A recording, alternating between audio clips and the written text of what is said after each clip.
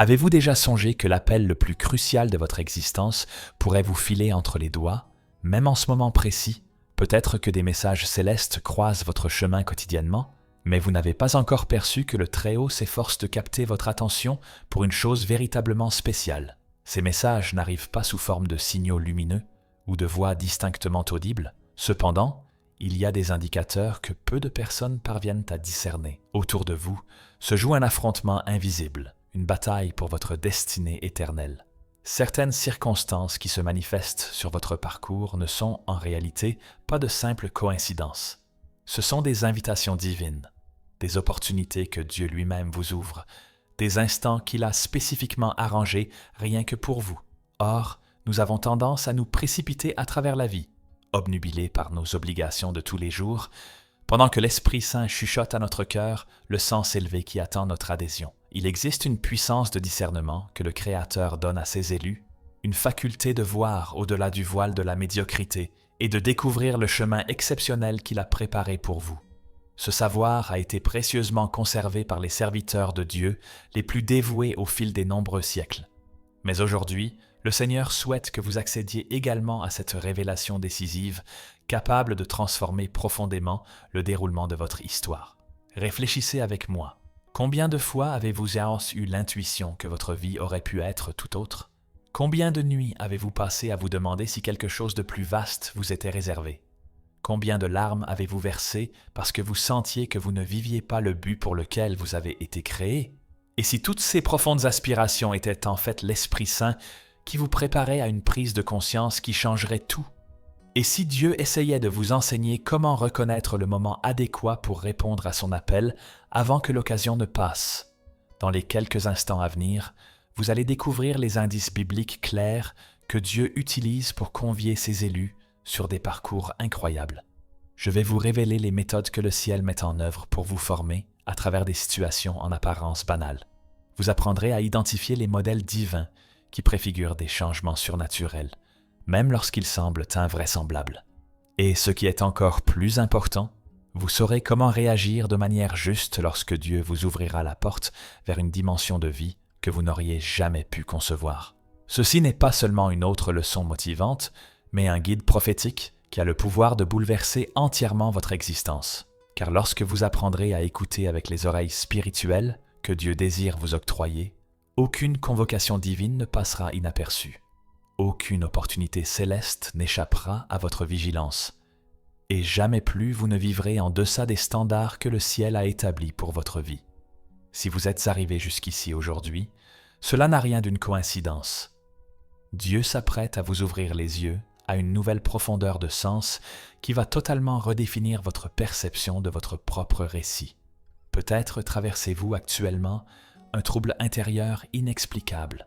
Peut-être ressentez-vous qu'un changement se prépare, sans pouvoir identifier quoi. Ce message est la réponse que vous recherchiez dans vos prières les plus sincères.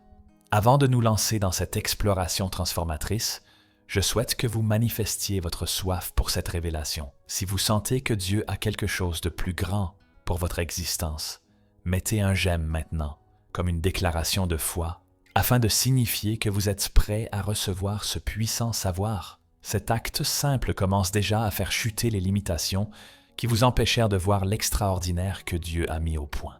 Les signes indéniables de l'appel de Dieu se manifestent de manière que nous prenons souvent pour de simples coïncidences ou des événements de la vie courante. Pourtant, lorsque vous développez des yeux spirituels pour observer, vous réalisez que Dieu a une façon particulière d'attirer l'attention de ceux qu'il a sélectionnés pour des missions spéciales. Ce modèle se répète depuis les temps bibliques jusqu'à aujourd'hui, révélant que le Dieu qui a appelé Moïse, David et Paul continue de faire appel à des gens ordinaires pour des parcours hors du commun. Le premier indice que Dieu utilise est une sainte agitation. Il ne s'agit pas de l'inquiétude commune qui émane des ennuis quotidiens, mais d'un profond malaise spirituel qui surgit lorsque vous vivez en deçà de vos potentialités divines. Moïse en a fait l'expérience lorsqu'il a vu un Égyptien maltraiter un Hébreu. Quelque chose s'est activé en lui, car Dieu y insufflait une sainte ferveur qui allait plus tard se convertir en la libération de tout un peuple. Lorsque vous ressentez une telle inquiétude face aux injustices, face à des personnes qui vivent dans une captivité spirituelle, face à des situations qui crient au changement, il se pourrait que ce soit Dieu qui vous forme pour devenir l'instrument de cette transformation. Le second signe est la multiplication surnaturelle des occasions dans le domaine de votre vocation. Lorsque Dieu prépare quelqu'un, il commence à ouvrir des portes qui étaient closes depuis des années. Subitement, des gens se mettent à vous solliciter pour des situations liées à ce que Dieu désire accomplir par votre intermédiaire. Les convocations apparaissent de nulle part. Les ressources se trouvent de façon imprévue. C'est comme si l'univers entier s'unissait en faveur du dessein que Dieu a déposé dans votre cœur. Gédéon l'a vécu lorsque l'ange du Seigneur lui est apparu et l'a désigné comme vaillant guerrier alors qu'il se dissimulait en battant du blé dans un pressoir. La confirmation arriva par des signes extraordinaires qu'il avait demandés. La toison sèche et humide n'était pas un manque de conviction, mais la sagesse de s'assurer que c'était réellement Dieu qui s'exprimait. Aujourd'hui, quand vous demandez des preuves concrètes et qu'elles se réalisent d'une manière qui ne peut s'expliquer naturellement, c'est Dieu qui confirme l'appel qu'il a placé sur votre existence. Le troisième signe est le développement d'une compassion surnaturelle pour des individus ou des situations spécifiques. Jérémie était jeune et se sentait incapable, mais Dieu avait implanté en lui une passion brûlante pour le rétablissement de la nation. Lorsque vous vous retrouvez à pleurer pour des gens que vous ne connaissez même pas personnellement, à intercéder pour des objectifs qui ne vous affectent pas directement, à prier pour des modifications dans des domaines qui ne font même pas partie de votre réalité actuelle, c'est un indice que Dieu insère son cœur en vous pour une mission particulière. Le quatrième signe est l'équipement surnaturel pour des actes qui surpassent vos compétences naturelles. David n'était qu'un simple berger de brebis, mais lorsque Dieu préparait sa vocation royale, il obtint la vigueur de tuer des lions et des ours à main nue. Ses mains étaient entraînées pour les combats avant même qu'il ne sache qu'il deviendrait souverain. Lorsque vous vous étonnez de réussir à faire des choses qui vous surprennent vous-même, à résoudre des défis avec une ingéniosité que vous n'avez apprise nulle part, c'est le signe que Dieu est en train de vous former pour la suite des événements. Le cinquième signe est une parole prophétique validée par plusieurs sources. Samuel entendit Dieu l'appeler par son nom à 3 reprises avant de comprendre que c'était le Seigneur qui s'adressait à lui. Aujourd'hui, quand de multiples personnes commencent à vous tenir des propos similaires sur votre destinée, quand des rêves et des visions concordent, quand vous recevez des paroles prophétiques qui corroborent ce que Dieu vous chuchotait déjà dans le cœur, c'est une validation divine que l'heure de votre appel approche.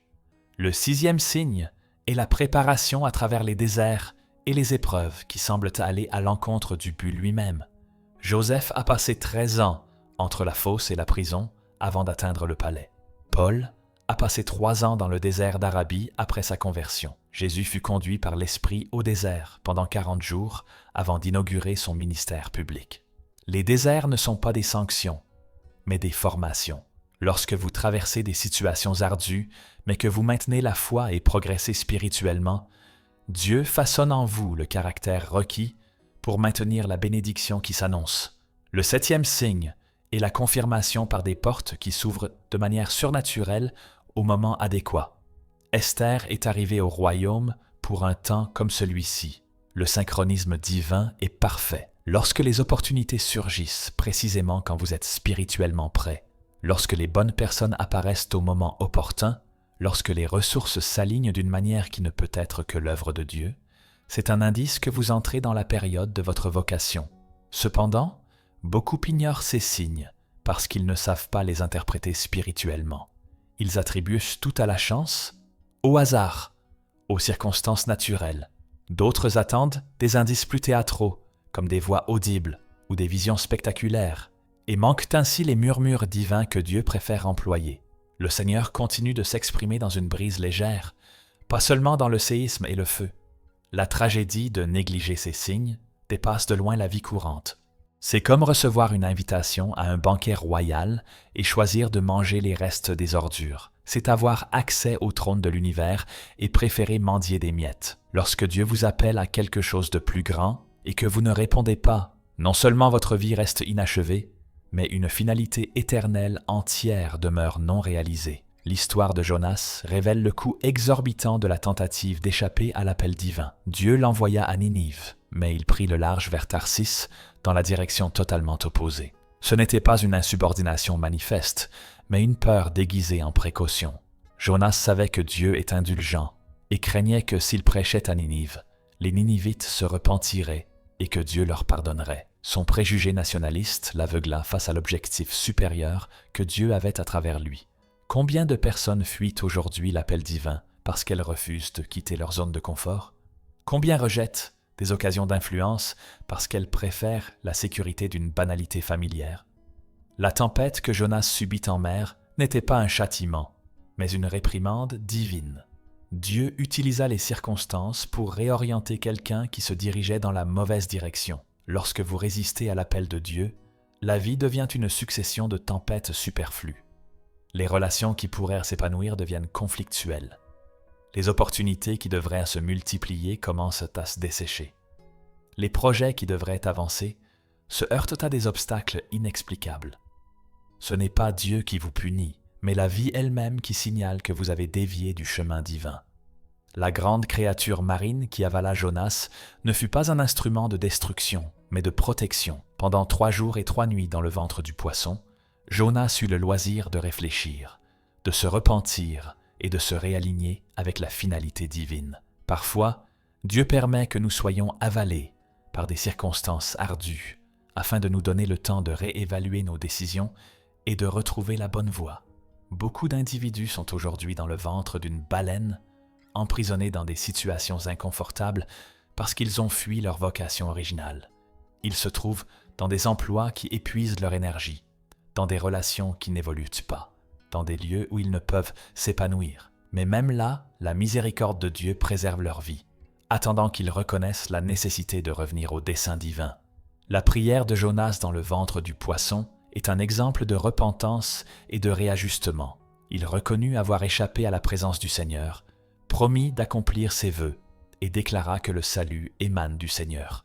Lorsque vous êtes face aux conséquences d'avoir ignoré l'appel divin, cette même prière peut être votre passerelle de retour vers votre but. Quand Jonas obéit enfin et prêcha à Ninive, le résultat fut spectaculaire. Une des plus grandes cités du monde antique se repentit massivement. Du roi jusqu'aux animaux, toute la ville se tourna vers Dieu. Jonas fut témoin du plus grand réveil de l'histoire en seulement 3 jours de prédication. Imaginez s'il avait obéi dès le début. Imaginez combien de vies auraient été sauvées s'il n'avait pas perdu son temps à s'enfuir. Ce qui est le plus stupéfiant dans l'histoire de Jonas, c'est que Dieu ne l'a pas abandonné, même après sa désobéissance. Les appels et les présents de Dieu sont sans retour. Lorsque vous manquez de répondre au moment exact, Dieu ne vous remplace pas durablement. Il travaille à vous rétablir et à vous offrir de nouvelles occasions, car ses intentions sont plus vastes que nos fautes. Toutefois, il y a un coût à payer. Jonas a perdu des années qu'il aurait pu consacrer à la croissance et à l'épanouissement dans le service. Il a fait face à des traumatismes inutiles. Il a créé des marques émotionnelles qui ont jalonné son existence. Le repentir restaure la relation avec Dieu, mais n'efface pas toujours toutes les répercussions des décisions erronées. D'autres personnages bibliques nous exposent divers aspects de la résistance à l'appel divin. Moïse tenta de parlementer avec Dieu, avançant qu'il ne savait pas bien parler. Jérémie objecta qu'il était trop jeune. Gédéon mettait en doute que ce fût réellement Dieu qui s'exprimait. Tous éprouvèrent de la crainte, mais la différence est qu'ils ne s'enfuirent pas totalement comme Jonas. Ils exprimèrent leurs incertitudes, mais restèrent ouverts à l'écoute et à l'obéissance. L'opposition initiale à l'appel n'est pas forcément une faute. Il est normal de ressentir de l'appréhension face à l'inconnu, de se demander si nous sommes aptes, de douter de ses propres capacités. Le souci apparaît lorsque nous permettons à ces sentiments de nous paralyser entièrement ou de nous faire dévier de la volonté de Dieu. La foi n'est pas l'absence de peur, mais l'obéissance en dépit de la peur. Dieu ne cherche pas des êtres impeccables pour accomplir ses desseins. Il cherche des gens disponibles. Lorsque vous vous mettez à disposition, même avec toutes vos limites et vos peurs, Dieu vous formera, vous entraînera et vous soutiendra dans ce processus. La qualification vient après la bonne volonté, et non avant. Beaucoup manquent les occasions divines, en attendant de se sentir parfaitement prêts avant d'obéir. Mais Dieu nous montre rarement le plan intégral dès le début. Il nous invite à avancer pas à pas, en étant convaincus qu'il fournira tout ce dont nous avons besoin à chaque phase du périple. La formation s'opère sur le chemin et non avant que nous commencions à progresser. Les forteresses qui bloquent notre destinée sont semblables à des murailles invisibles qui empêchent la réalisation de la finalité divine. Ce ne sont pas des entraves physiques, mais des structures mentales et spirituelles édifiées au fil des ans par des expériences négatives, des propos dévastateurs et des croyances qui nous limitent. Ces bastions fonctionnent comme des systèmes de défense qui, paradoxalement, finissent par nous prémunir des bénédictions même que Dieu souhaite nous accorder. La première forteresse est l'appréhension face à l'incertitude. Depuis l'enfance, nous avons été conditionnés à accorder la priorité à la sûreté avant toute chose. On nous a appris qu'il vaut mieux avoir un emploi stable qu'un rêve incertain, qu'une vie prévisible est supérieure à une aventure avec Dieu. Mais les grands desseins divins exigent toujours que nous quittions les zones de confort pour marcher vers des territoires promis que nous n'avons pas encore aperçus. Abraham a dû abandonner sa parenté et sa terre sans savoir où il allait. Moïse a dû renoncer à la sûreté du palais égyptien pour guider des esclaves à travers le désert. La peur s'intensifie lorsque nous nous concentrons sur ce qui nous manque au lieu de nous fier à celui qui nous a appelés. Lorsque Caleb et Josué revinrent de la terre promise, ils virent des géants, mais ils aperçurent aussi un Dieu qui était plus grand que tous les géants. Les autres éclaireurs ne virent que les obstacles et oublièrent les promesses. L'appréhension déforme notre perception, transformant de petits problèmes en montagnes infranchissables et nous faisant oublier la puissance de celui qui nous a mandatés. Le deuxième bastion est la mentalité de manque héritée de génération en génération. Beaucoup ont grandi en entendant que « il n'y a pas d'argent », que « Chompar, ce n'est pas pour des gens comme nous », que avoir de grands rêves est une illusion. Ces paroles sont devenues des règles qui restreignent notre capacité à croire aux miracles lorsque Dieu parle d'abondance, de provisions surnaturelles et de bénédictions illimitées. Notre esprit rejette cela automatiquement, car cela contredit le programme que nous avons intégré. Gédéon battait le blé en se dissimulant dans un pressoir par crainte des Madianites lorsque l'ange le désigna comme vaillant guerrier. Sa famille était dans le dénuement, son clan était le plus modeste de la tribu de Manassé et il se considérait comme le plus humble dans la maison de son père. Mais Dieu ne regarde pas nos contraintes actuelles. Il voit notre potentiel futur. La mentalité de pénurie voyait l'impossibilité là où Dieu voyait l'occasion de manifester sa puissance. Le troisième bastion est les traumatismes et les échecs du passé qui créent des schémas d'autodestruction.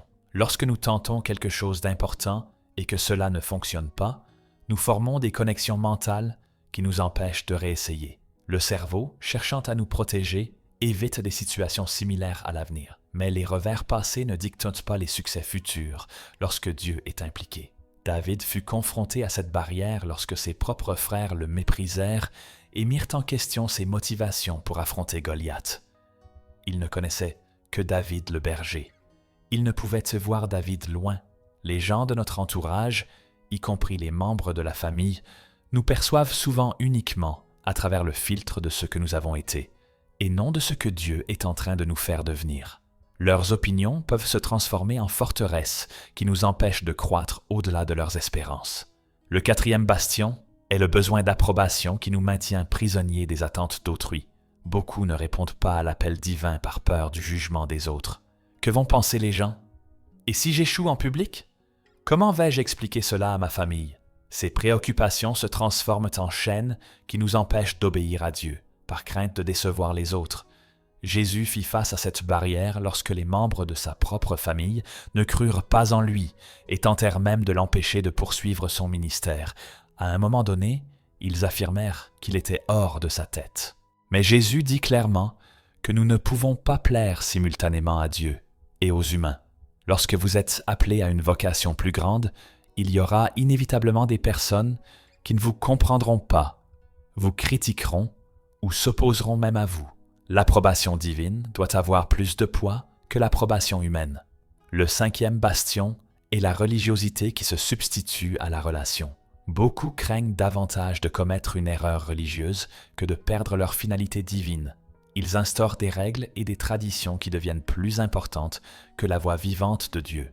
Lorsque l'Esprit Saint les invite à quelque chose de nouveau, ils résistent parce que cela ne s'accorde pas au schéma confessionnel qu'ils connaissent. Les pharisiens représentaient cette entrave. Ils connaissaient les Écritures, suivaient toutes les règles, maintenaient la tradition, mais manquèrent totalement le Messie lorsqu'il arriva. Leur religiosité les avait rendus aveugles à la révélation. Aujourd'hui, beaucoup manquent les mouvements authentiques de Dieu parce qu'ils ne se déroulent pas au sein des modèles dénominationnels auxquels ils sont accoutumés. Fracasser ces forteresses exige un combat spirituel intentionnel. Paul enseignait que les armes de notre lutte ne sont pas charnelles, mais puissantes en Dieu pour le renversement des bastions. Nous ne vaincons pas ces obstacles par la force humaine ou la psychologie positive, mais par des armements spirituels spécifiques que Dieu nous a donnés. La parole de Dieu est le premier armement. Chaque forteresse mentale est soutenue par des mensonges que nous acceptons comme vérité. La parole révèle la vérité qui fait s'écrouler les faussetés. Lorsque nous méditons sur les promesses divines, notre esprit est renouvelé et les constructions limitantes commencent à s'effondrer. C'est un processus progressif, mais constant. Chaque verset que nous proclamons avec conviction est comme un coup de marteau sur le mur qui nous retient prisonniers. La prière de combat est le second armement.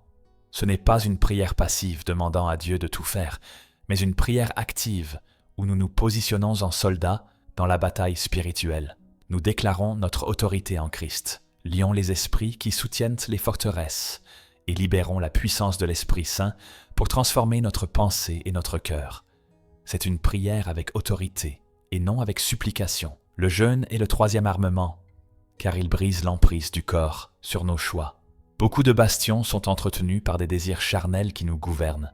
Lorsque nous jeûnons, nous affirmons que l'esprit règne sur la chair. Cela crée une atmosphère spirituelle où il est plus aisé d'entendre Dieu et de recevoir les révélations qui détruisent les schémas qui nous limitent. L'adoration est le quatrième armement, car elle établit une ambiance céleste où les forteresses ne peuvent survivre. Lorsque nous adorons sincèrement, nous sortons de la dimension naturelle pour pénétrer dans la dimension spirituelle où tout est réalisable. L'adoration modifie notre point de vue, élève notre foi et nous connecte à la puissance transformatrice de Dieu. La préparation surnaturelle pour la finalité est un processus divin qui se produit rarement comme nous l'anticipons. Dieu ne forme pas ses élus dans des séminaires de théologie ou des salles de classe classiques. Il utilise des méthodes singulières adaptées à chaque appel spécifique qui semblent souvent contradictoires ou même destructrices d'un point de vue humain. Mais lorsque nous comprenons le modèle biblique, nous percevons qu'il y a une sagesse divine derrière chaque phase de la formation. La première étape de la préparation est l'isolement stratégique. Dieu sépare les individus de leur milieu habituel afin de créer un laboratoire spirituel où il peut modeler le caractère et développer l'intimité. Moïse a passé 40 années dans le désert à garder des brebis avant de mener le peuple d'Israël. Pendant ce temps, il a appris la patience, l'humilité et la dépendance envers Dieu. Le fier prince égyptien est devenu l'homme le plus humble sur terre grâce au désert. Paul, après sa conversion retentissante, ne s'est pas immédiatement lancé dans le service. Il a passé 3 ans dans le désert d'Arabie, où il a reçu des révélations directes de Jésus-Christ. L'Épître aux Galates indique clairement qu'il ne consulta ni chair ni sang, n'alla pas à Jérusalem voir les apôtres, mais fut instruit directement par le Seigneur ressuscité. Le désert fut son université spirituelle. Jésus, bien que fils de Dieu, fut conduit par l'Esprit Saint au désert pour 40 jours avant de commencer son ministère public. Là, le diable le mit à l'épreuve dans 3 domaines fondamentaux auxquels tout responsable spirituel fera face: la subsistance matérielle, la protection divine et le pouvoir temporel. Sa victoire dans le désert détermina son autorité dans le service. L'isolement n'est pas un châtiment, mais une formation.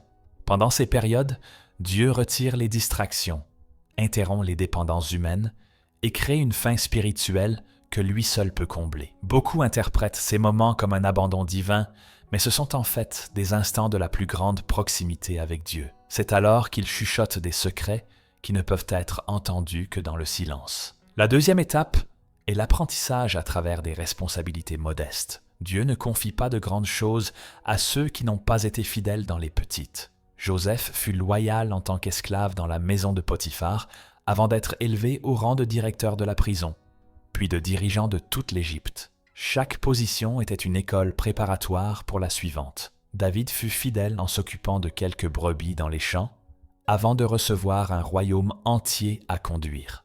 Les compétences qu'il développa en protégeant les brebis des lions et des ours le préparèrent à défendre Israël contre ses adversaires.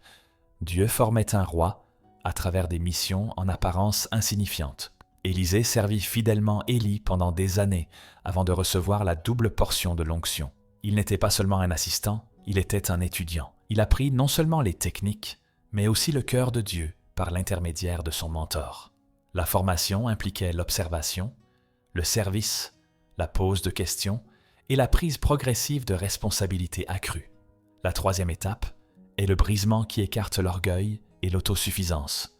Jacob a dû se battre avec l'ange jusqu'à ce que sa hanche soit touchée. Il sortit du combat boiteux, mais avec un nouveau nom et une nouvelle identité. Le brisement ne détruit pas, mais il transforme. Il enlève les fausses dépendances et crée une réelle dépendance envers Dieu. Pierre a dû être brisé par le reniement avant de devenir la roche sur laquelle le Christ bâtirait son Église. Son assurance naturelle exagérée a dû être exposée et résolue avant qu'il ne puisse diriger les autres. Les larmes amères du reniement devinrent les fondements de l'humilité qui marquerait son ministère ultérieur. Paul, malgré son éducation et son zèle religieux, a dû apprendre que tout cela n'était que futilité en comparaison de la connaissance du Christ. Son impressionnant parcours de vie devint un barrage qu'il fallait démanteler afin qu'il puisse accueillir une révélation authentique. Dieu brise souvent nos réussites humaines pour construire quelque chose de surnaturel.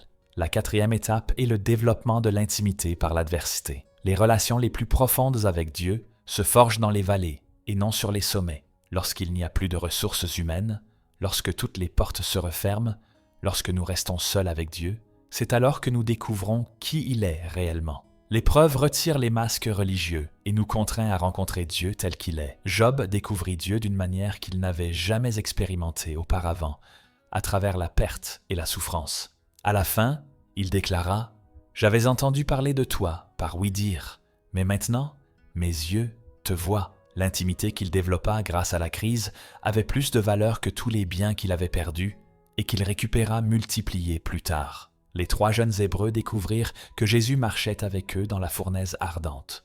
Ce n'était pas seulement une protection, mais une révélation. Ils virent le visage de Dieu qui ne peut être connu que dans les moments de la plus grande pression. La fournaise destinée à la destruction devint le lieu de la rencontre la plus profonde. La 5e étape est la validation par des signes surnaturels.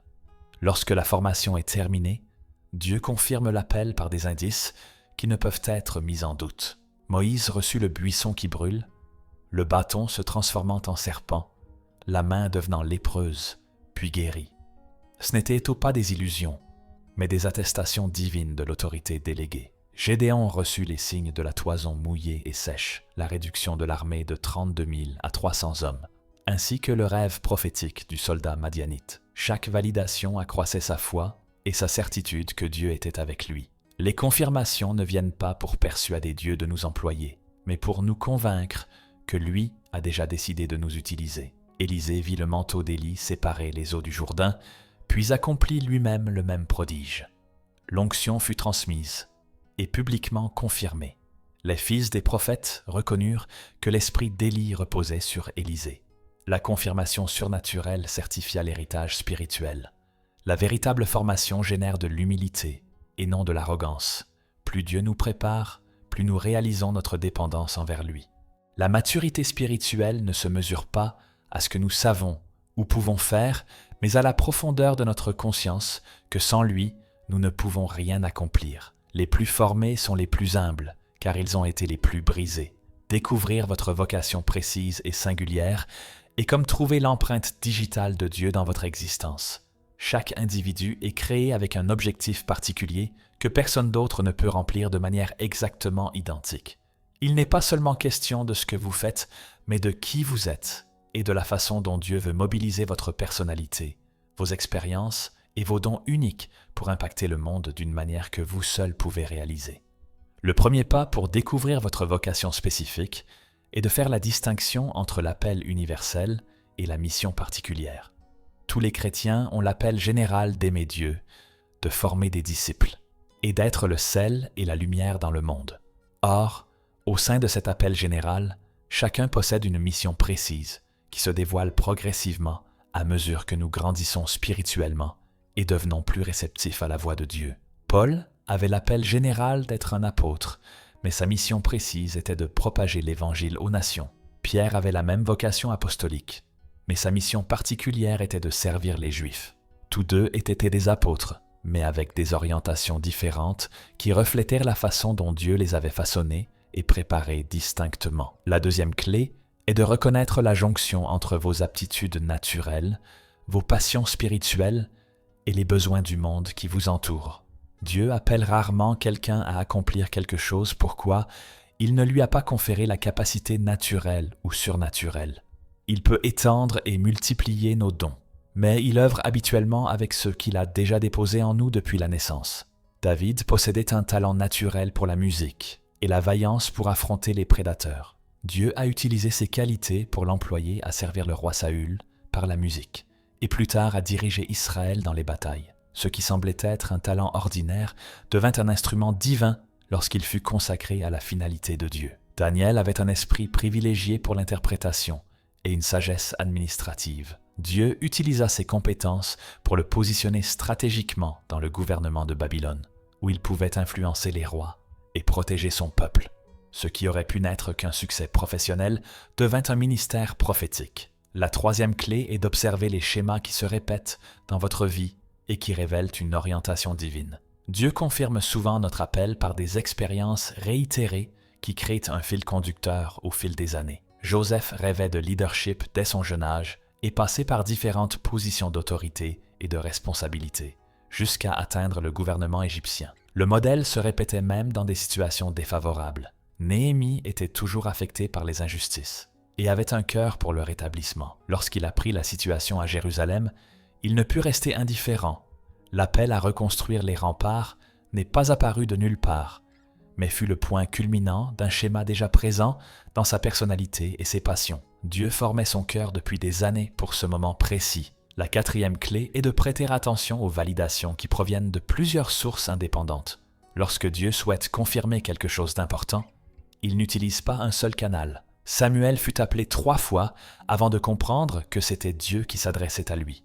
Aujourd'hui, quand de multiples personnes commencent à vous annoncer des choses similaires sur votre destinée, quand des songes et des visions s'accordent dans la même direction, quand les circonstances s'alignent de façon surnaturelle, c'est Dieu qui confirme par de nombreux témoignages. Mais il est crucial d'apprendre à vérifier toutes les confirmations par la parole de Dieu et les fruits qu'elles engendrent. Toute parole prophétique n'est pas de Dieu. Tout rêve n'est pas une révélation divine. Toute porte ouverte n'est pas une direction céleste. Le discernement spirituel est fondamental pour séparer l'authentique du faux. La véritable confirmation divine honore toujours le Christ, édifie le corps de Christ et produit des fruits de justice. La 5e clé est d'identifier les domaines précis où Dieu souhaite vous utiliser pour avoir un impact. Il y a 7 grandes sphères d'influence dans la société: la famille, l'Église, l'éducation, le gouvernement, les médias, les arts et le divertissement, et les affaires. Dieu positionne stratégiquement ses enfants dans ces différentes sphères pour qu'ils soient le sel et la lumière dans tous les segments de la société. Certains sont appelés à métamorphoser les familles et à être des instruments de guérison générationnelle. D'autres, à réformer l'Église et à susciter un réveil. Il y a ceux qui sont envoyés pour influencer les systèmes éducatifs, façonner les jeunes esprits ou révolutionner les techniques d'enseignement. Certains reçoivent une vocation politique pour impacter les lois et les politiques publiques conformément aux principes bibliques. La sphère des médias englobe le journalisme, les réseaux sociaux, la communication et la technologie. Dieu a besoin de voix prophétiques qui transmettent la vérité dans une époque d'information déformée. Dans le domaine artistique, il utilise les musiciens, les écrivains, les acteurs et les artistes visuels pour toucher les cœurs et communiquer des messages célestes par la créativité. Dans le monde des affaires, il élève des entrepreneurs qui créent des emplois, développent des solutions et génèrent des ressources pour le royaume. La 6e clé est de rechercher des mentors spirituels qui peuvent vous aider à valider et à développer votre vocation. Dieu confirme rarement les appels importants uniquement par une révélation personnelle. Il utilise des responsables mûrs, des prophètes aguerris et des conseillers avisés pour confirmer et modeler notre compréhension de la finalité divine. Élisée servit Élie pendant des années avant de recevoir la double onction. Timothée fut encadré par Paul avant de devenir un responsable autonome. Les vrais mentors ne tentent pas de créer leur propre copie, mais vous aident à découvrir et à développer votre identité unique en Dieu. Ils voient le potentiel que vous n'apercevez pas encore, posent des questions qui incitent à la réflexion et fournissent une sagesse pratique pour naviguer à travers les difficultés de la croissance spirituelle. Un bon mentor célèbre votre succès sans rivalité et vous corrige avec bienveillance lorsque c'est indispensable. La 7e clé est de rester ouvert à l'évolution et à l'expansion de la vocation originale. Dieu révèle rarement le plan complet dès le commencement. Il nous invite à avancer pas à pas. Et chaque phase d'obéissance dévoile la phase suivante du but. Ce qui débute comme un service local peut s'étendre au niveau régional ou international. Ce qui commence dans une sphère peut croître et influencer de multiples domaines. Paul a commencé comme persécuteur de l'Église, s'est converti pour être un missionnaire auprès des nations, est devenu un fondateur d'Église, un rédacteur des Écritures et un théologien fondamental du christianisme. Chaque étape dévoilait de nouvelles dimensions de sa vocation originelle. Dieu est économe et stratégique, utilisant chaque expérience pour préparer la phase suivante de la finalité. Les premières démarches surnaturelles d'obéissance sont toujours les plus exigeantes car elles requièrent que vous agissiez sur la base de la foi et non de preuves matérielles. C'est comme Pierre marchant sur l'eau. Le premier pas était le plus risqué, mais aussi celui qui décidait si le miracle se produirait ou non. Lorsque Dieu vous appelle à quelque chose de plus grand, il s'attend à ce que vous commenciez à agir avant de voir l'intégralité du chemin éclairé. Le premier principe pour entreprendre les premières démarches est d'agir avec la clarté que vous détenez déjà, même si elle ne suffit que pour l'étape suivante. Abraham quitta Ur sans connaître la destination finale, mais il connaissait la direction initiale que Dieu lui avait indiquée. Beaucoup restent inactifs, en attendant de voir tout le plan divin avant de commencer, mais Dieu travaille avec une révélation progressive. Il éclaire le chemin pendant que vous cheminez, et non avant que vous ne commenciez à marcher. L'obéissance partielle est l'avant-coureur de la révélation complète. Lorsque vous obéissez à ce que Dieu a déjà dévoilé, il vous confie des révélations plus importantes. C'est comme une mise à l'épreuve du caractère et de la foi. Il veut voir si vous êtes fidèle dans les petites choses avant de vous attribuer les grandes. Chaque acte d'obéissance, même modeste, renforce votre faculté d'entendre et de répondre à la voix divine. Le deuxième principe est de commencer là où vous êtes, avec ce que vous possédez.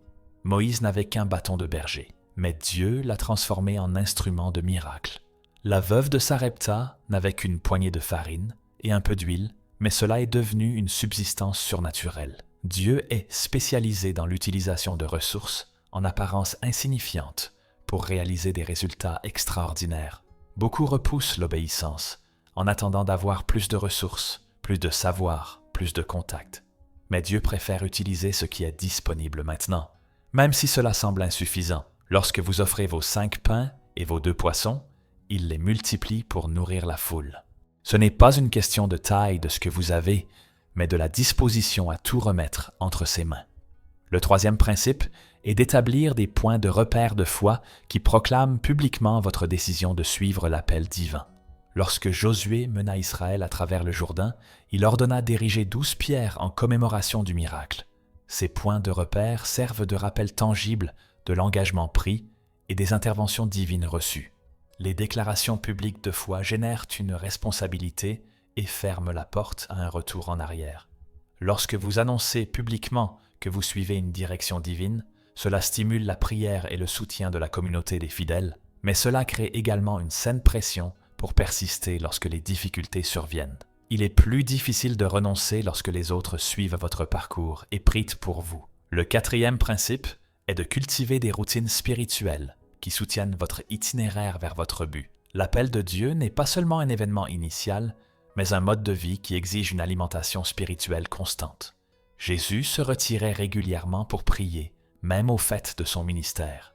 Paul maintenait des disciplines de jeûne et de prière qui renforçaient sa connexion avec Dieu. La prière, l'étude de la parole, le jeûne, l'adoration et la communion ne sont pas seulement des pratiques religieuses, c'est le carburant spirituel qui vous maintient connecté à la source de la puissance. Lorsque ces disciplines fléchissent, votre réceptivité à la voix de Dieu diminue et vous commencez à prendre des décisions fondées sur la sagesse humaine au lieu du conseil divin. Le cinquième principe est d'apprendre à gérer à la fois les réussites et les échecs sans perdre le focus sur le but essentiel. Les succès précoces peuvent provoquer l'orgueil et l'autosuffisance. Les échecs précoces peuvent générer le découragement et le désir d'abandonner. Les deux sont des tests que Dieu permet pour développer la maturité spirituelle et une dépendance constante envers lui. Joseph a bien géré à la fois l'élévation et l'humiliation. Au palais ou en prison, il a conservé un caractère impeccable et une foi inébranlable. Daniel a prospéré dans des positions élevées, sans compromettre ses principes. Paul a appris à vivre aussi bien dans l'abondance que dans le manque, conservant toujours le contentement qui émanait de la certitude d'accomplir la finalité divine. Le sixième principe est de bâtir des relations stratégiques qui appuient et intensifient votre appel. Dieu œuvre par des réseaux de relations. Il connecte des individus dont les buts se complètent, créant une synergie qui multiplie l'impact individuel. Ruth s'est liée à Noémie et a trouvé sa destinée. David s'est uni à Jonathan et a reçu protection et soutien. Paul s'est associé à Barnabé et a acquis de la crédibilité dans le service. Les relations authentiques ne font pas seulement soutenir votre appel, elles le peaufinent et l'étendent. Le fer aiguise le fer. Lorsque vous côtoyez des gens qui aspirent également à réaliser des desseins divins, il y a un défi mutuel pour la croissance, l'apprentissage et l'amélioration. L'isolement est l'ennemi du but. Dieu a établi l'Église en tant que corps, car chaque partie a besoin des autres pour fonctionner correctement. Le septième principe est de garder la souplesse pour des ajustements de direction sans perdre de vue la destination finale. Les méthodes peuvent être modifiées, mais l'objectif demeure.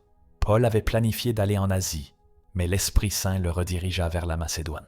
La destination finale était d'évangéliser les nations, mais l'itinéraire précis était adapté à mesure que la direction divine était révélée. Persister lorsque le combat s'intensifie est le moment où de nombreux appels sont mis à l'épreuve et purifiés. Il est facile d'obéir lorsque tout se déroule naturellement, mais le vrai caractère se manifeste lorsque nous faisons face à la résistance, aux difficultés et aux pressions pour abandonner. L'intensification du combat n'est pas un indice que vous êtes sur une mauvaise voie. C'est souvent la validation que vous avancez dans la bonne direction. La première vérité sur la persévérance est de comprendre que l'opposition est proportionnelle à l'impact potentiel. Plus la finalité que Dieu a pour vous est grande, plus vous rencontrerez de résistance. L'adversaire ne gaspille pas son temps à attaquer des gens qui ne représentent pas une menace pour le royaume des ténèbres. Lorsque vous décidez de réaliser votre vocation divine, vous devenez automatiquement une cible car vous représentez un danger pour le statu quo spirituel. Néhémie fut confronté à une opposition croissante à mesure que les remparts de Jérusalem étaient rétablis. Premièrement, ce furent des propos de mépris, puis des menaces d'agression, après cela des tentatives de distraction, et finalement des conspirations pour l'assassiner. Chaque étape d'avancement généra une intensification de l'opposition. Mais Néhémie réalisa que l'opposition certifiait l'importance de l'œuvre et non son invalidité. La deuxième vérité est que la persévérance n'est pas seulement une résistance passive, mais une progression active malgré les entraves. Josué reçut l'ordre d'être fort et courageux, non pour endurer les difficultés, mais pour conquérir le territoire. La persévérance biblique est offensive, pas défensive. C'est maintenir la concentration sur l'objectif, tout en retirant les obstacles du chemin. David a persisté à travers des années de persécution par Saül, non seulement en se dissimulant, mais en continuant à accomplir sa destinée royale même sans le trône. Il dirigea des gens, protégea des cités, consulta Dieu et prit des décisions royales, bien qu'il fût officiellement un fugitif. Sa persévérance était active, se préparant pour le moment exact de prendre publiquement ce qui était déjà sien par droit divin. La troisième vérité est que les épreuves sont des instruments divins de croissance, et non des punitions à subir. Paul enseignait que la détresse produit la patience produit le caractère éprouvé, et le caractère éprouvé produit l'espérance. Il y a une progression divine dans les difficultés qui façonnent le tempérament et développe les compétences requises pour maintenir des bénédictions plus grandes. Joseph a traversé des difficultés progressives qui l'ont préparé à gérer toute l'Égypte. La fosse lui enseigna l'injustice et la dépendance envers Dieu. La maison de Potiphar l'équipa pour l'administration et l'intégrité. La prison le munit pour l'interprétation prophétique et le leadership. Chaque difficulté était une école de formation pour la responsabilité finale. Sans la préparation douloureuse, il n'aurait pas eu le caractère nécessaire pour cette position. La quatrième vérité est que le renouvellement de la force vient de pratiques spirituelles intentionnelles et non du temps chronologique. Beaucoup s'attendent à ce que le temps guérisse les blessures et restaure l'énergie. Mais Ésaïe révèle que ceux qui placent leur confiance dans le Seigneur renouvellent leur vigueur. La restauration est le résultat d'une connexion spirituelle délibérée et non d'un écoulement passif du temps. Élie a connu un épuisement profond après la victoire sur le mont Carmel. Son rétablissement vint par le contact d'un ange, une nourriture surnaturelle, un sommeil réparateur, et enfin une rencontre intime avec Dieu sur le mont Horeb. Ce ne fut pas seulement un repos physique, mais une restauration spirituelle complète qui comprenait une nouvelle affectation de service et une nouvelle perspective sur son ministère. La cinquième vérité est que la communauté est indispensable pour une persévérance durable. L'Ecclésiaste enseigne qu'une corde tressée de 3 brins ne se rompt pas facilement. Dieu n'a jamais voulu que nous accomplissions notre but isolément. Il nous a donné le corps de Christ pour le soutien mutuel, l'encouragement et la responsabilité partagée. Paul avait Barnabé, Silas, Timothée et de nombreux autres collaborateurs dans le service. Lorsqu'il était emprisonné, il recevait des visites, des lettres et un soutien financier du réseau d'église qu'il avait fondé. Sa persévérance était appuyée par une communauté qui investissait en lui et continuait de le faire. Le service en solitaire est une formule pour l'épuisement. La 6e vérité est qu'une perspective éternelle transforme les difficultés temporaires en occasion de croissance. Paul a déclaré que les souffrances du temps présent ne sauraient être comparées à la gloire future qui sera manifestée en nous. Lorsque vous examinez les difficultés actuelles à travers le prisme de l'éternité, elles prennent leur juste proportion. La persécution que Paul endura n'était pas seulement une barrière à supporter, mais une occasion de montrer la force du Christ qui le maintenait. Chaque coup de fouet subi, chaque emprisonnement affronté, chaque naufrage survécu est devenu un témoignage de la puissance divine. Ces épreuves se sont transformées en références de service qu'aucune école n'aurait pu lui accorder. La 7e vérité est que des signes de confirmation apparaissent même dans les épreuves pour ceux qui sont sur la bonne voie. Quand Paul fut fouetté à Philippe, Dieu envoya un tremblement de terre libérateur. Lorsqu'il fit naufrage à Malte, aucune vie ne fut perdue et il eut quand même l'occasion de servir sur l'île. Les confirmations divines n'éliminent pas les difficultés, mais se révèlent au milieu d'elles. Peut-être traversez-vous la plus grande tempête de votre existence, et pourtant, vous recevez des confirmations que vous êtes au cœur de la volonté divine.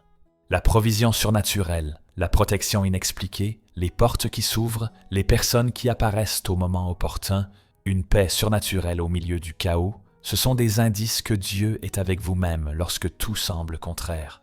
Votre moment prophétique, c'est maintenant, et non une date future indéfinie. Dieu vous a préparé à travers toutes les expériences vécues, toutes les leçons apprises, toutes les larmes versées. Rien n'a été vain entre ses mains. Chaque échec a été une école. Chaque douleur a été un forgeage. Chaque déception a été une réorientation. Aujourd'hui, vous êtes mieux préparé que jamais pour répondre à l'appel qu'il a déposé sur votre existence. L'urgence de cet instant n'est pas une pression humaine. C'est un kairos divin. Il y a une différence entre le chronos, qui est le temps séquentiel, et le kairos, qui est le temps de l'opportunité. Nous vivons à un moment kairos, où Dieu convoque ses enfants à des positions stratégiques qui influenceront les générations. Les structures mondiales tremblent, les vieux systèmes s'écroulent, et Dieu lève une génération d'enfants qui ne se contenteront pas de la médiocrité. Vous n'êtes pas arrivé à cet instant par hasard. Chaque mot que vous avez entendu aujourd'hui a été orchestré par l'Esprit Saint pour toucher quelque chose de profond dans votre âme.